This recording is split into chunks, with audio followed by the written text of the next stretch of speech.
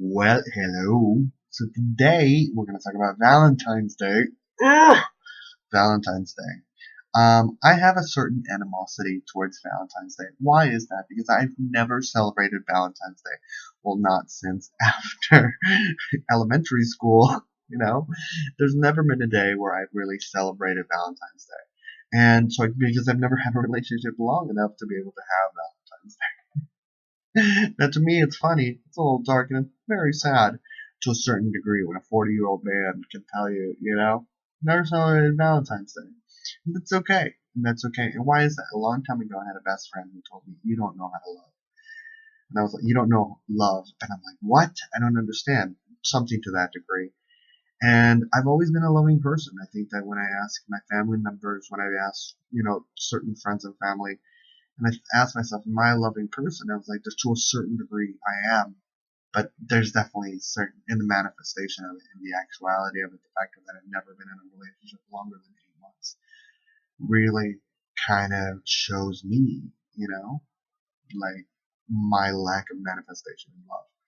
And then add on top of that the fact that I was diagnosed HIV positive in 2006. So, dealing with those issues, I'm healthy, I'm fine, I'm detectable.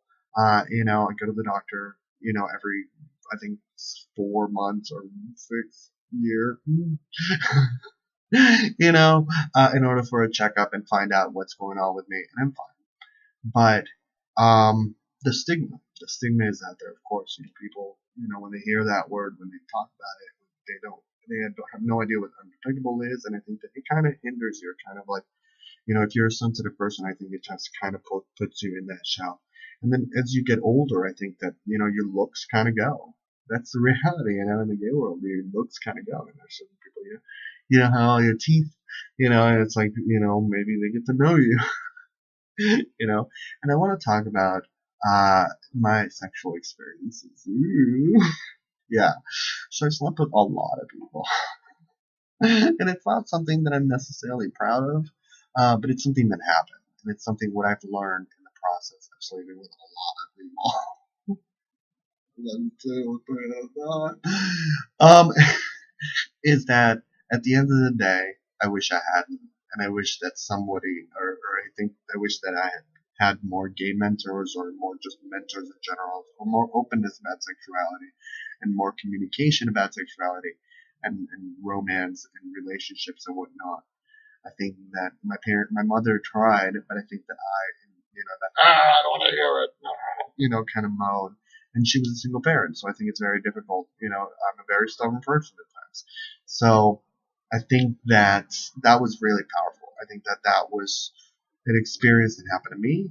And, at the end of the day, I felt spent. I felt destroyed. I felt completely eradicated. And I think as I move forward, I think I try to balance that situation, because I think to myself, I need love. We all need love. We all need to be in a relationship. We all need to, in various different degrees, we all need love. And my friend, this kind of kickstarted because my friends posted on his Facebook page, and including a link to his page, where he said, you need to choose love. And it just really, I was like, no, you don't. You don't need to choose anything. I was like, and because it struck me. It struck all those elements about relationships, about love, about the lack thereof, about my inability to love, about selfishness, my inner selfishness, who I am. Gee, it's that ghetto copter. It's asked me to speak louder, get closer, get a little bit closer. There you go. You know what I mean? So, I think that those are my issues. Those are my issues in Valentine's Day. And as a single person, I think about when you approach someone like myself, when you approach other people, there's two kind of avenues. There's two avenues. There's the avenue of love, and there's the avenue of physical, like sexual release. There's those two avenues. And you can have this one with this one, or you can have this one by itself. This one takes more work, though. This one takes more work. So this is the easy way out, and this one takes more work. This one will last you longer. This one will just kind of like either appear or disappear, and as as your power wanes, whether it's your looks or your money or whatever, it'll, you know what I mean? But this one, the one that's filled with love, it's like it's filled with love. So it's like it's there. So this one's the most important one, and I think that this one's the one that we should be teaching humanity. The element of love, and how to love, and how to have relationships, and how to reach out to other individuals. Even today, this is guy that I've been eyeing at the gym, and not in a sexual way, just like I want to be spotted, or I want someone to spot. I was like, I want to have that relationship. Like, I can spot you. Hey, what's up? You can spot me. I can spot you. And it was cool because I asked him, and I'm very shy. I know it's like what?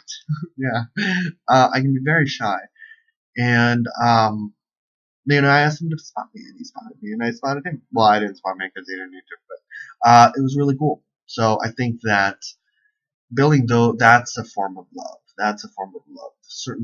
And I think that if you're the kind of person who lived a life where you were chased and you were like, no, only till I'm married and only that specific one person and never with any, you need to give the other people a little leeway and a little break, in regards to their sexual experiences and understanding, because at the end of the day, to me, my understanding is that cycle of just pleasure for pleasure will just eat you up and destroy you.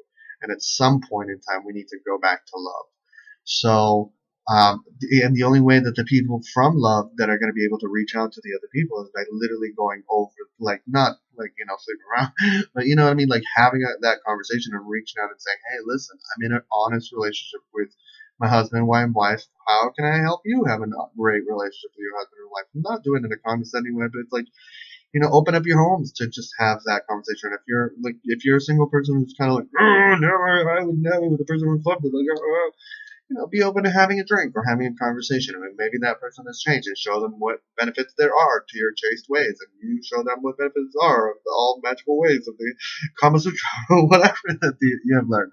You know what I mean? So I think that we should give more love. I think that when it comes to Valentine's Day, there can be so many different elements that arise, like, oh, it was so many people, how many people were you with? Oh, and the judgment of our sexual experiences and our romantic experiences and who we choose to love and for how long we choose to love that person, and for what reason, but at the end of the day, it's love. It's love. We may not understand it, we may not realize it, we may not kind of like comprehend it, but it's love, and I think that that's my thought about it. I think that as the year progresses, I'm going to try to place myself out there. I don't know how to. I think that I'm in that weird situation where I don't know how to. So I don't know. I don't know. So what do you think? Do you agree? Do you disagree? Are you dating? Do you have HIV? Do you not have HIV? Undiagnosed. Do you know a cure? Let me know. Call me, because I think Dr. Emoto knows the cure, but he left it with us somewhere out there. I want to wish you all a wonderful year.